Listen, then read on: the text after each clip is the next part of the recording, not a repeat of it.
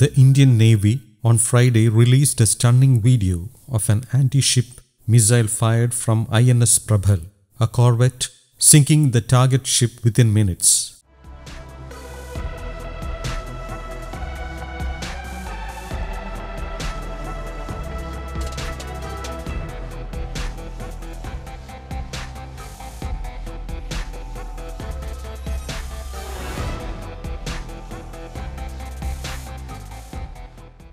The target ship was an old decommissioned guided missile frigate of the Godavari class. The exercise happened somewhere from the Arabian Sea. According to the Indian Navy, the missile homed in on with deadly accuracy at a maximum range, sinking the target ship. The Prabhal is armed with 16 Russian-made Kh-35 Uran anti-ship missiles, which are said to have a maximum range of about 130 kilometers. The made-in-India Godavari class frigates of Indian Navy were first commissioned into the Indian Navy in 1983.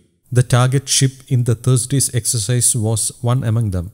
Frigates of this class, 3 of which were built in India, had a significant indigenous warship design. It also had combined Indian, Russian and Western weapons systems. 2 ships of the class, the lead frigate Godavari and the second of the class Ganga, were decommissioned in 2015 and 2018 respectively. On Thursday, Navy Chief Admiral Karambir Singh reviewed the operational preparedness and combat readiness of the Indian Navy's primary combatants, several of which are now deployed in naval exercises. This includes the aircraft carrier INS Vikramaditya and her battle group, which includes destroyers, frigates and other warships. INS Chennai, one of the Navy's most advanced destroyers, also recently test-fired a BrahMos anti-ship missile during the exercises. The Navy inducted a new anti-submarine corvette, INS Kavaratti, on Thursday at the Naval Dockyard in Visakhapatnam.